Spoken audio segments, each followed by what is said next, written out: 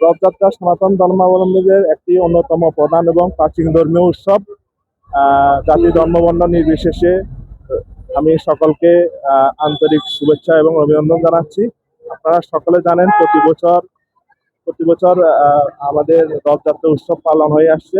তো প্রতিবারের ন্যায় এবারও নোয়াখালী দেবালয় প্রাঙ্গণ থেকে কিছুক্ষণের মধ্যে আমাদের একটা বিশাল র্যালি বের হবে। আমরা প্রার্থনা করি প্রভু জগন্নাথের কৃপায় সকলে খুব সুস্থ এবং সুন্দরভাবে জীবনযাপন করবে। পাশাপাশি আমরা প্রত্যাশা করি জাতি ধর্ম বর্ণ নির্বিশেষে আমরা সকলে মিলে একটি সুন্দর এবং অসাম্প্রদায়িক বাংলাদেশ বিনির্মাণের লক্ষ্যে কাজ করে যাব।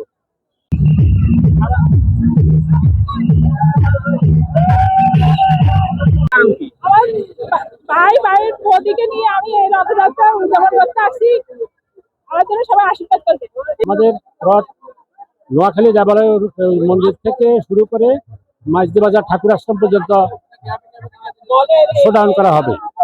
ওখান থেকে আবার ভক্তবৃন্দরা কিছু প্রসাদ গ্রহণ করার পরে মাঝদি বাজার থেকে আবার অম্বিকানগর পূজা মণ্ডপে ওখানে রথ স্থাপন করা হবে। এই রথযাত্রা অনুষ্ঠান 9 দিন নোয়াখালী দেবালয় থেকে শুরু করে রথ চলে যাবে অম্বিকানগর কালী মন্দিরে।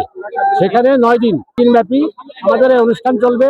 প্রতিদিনই হাজার হাজার লোক প্রসাদ গ্রহণ করবে, প্রসাদের আয়োজন থাকবে। হ্যাঁ,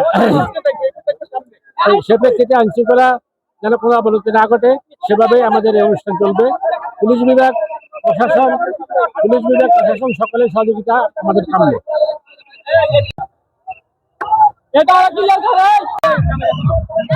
তোমাদের এইভাবে সাজে তোমরা কি সাজছ? আমরা সুভদ্রা সাজছি। সুভদ্রা, বলরাম আর জগন্নাথ। তোমাদের কেমন লাগতেছে? অনেক ভালো।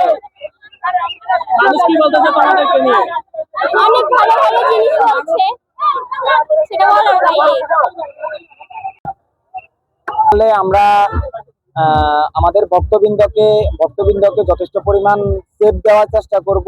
আর আমাদের সদস্যবৃন্দ আছে, সবার সহযোগিতা নিয়ে আমরা যথেষ্ট পরিমাণ চেষ্টা করব যে ভালো সবাইকে ভিড় থেকে একটু সেফ দিয়ে সবাইকে ভালোভাবে সুরক্ষিত যেন যেভাবে যাইতেছে সবাই আসছে প্রভুর জগন্নাথের অনুষ্ঠানে রথযাত্রায় সেভাবে যেন আবার বাড়ি ফিরতে পারে, এটার জন্য আমরা যথেষ্ট পরিমাণ চেষ্টা করব।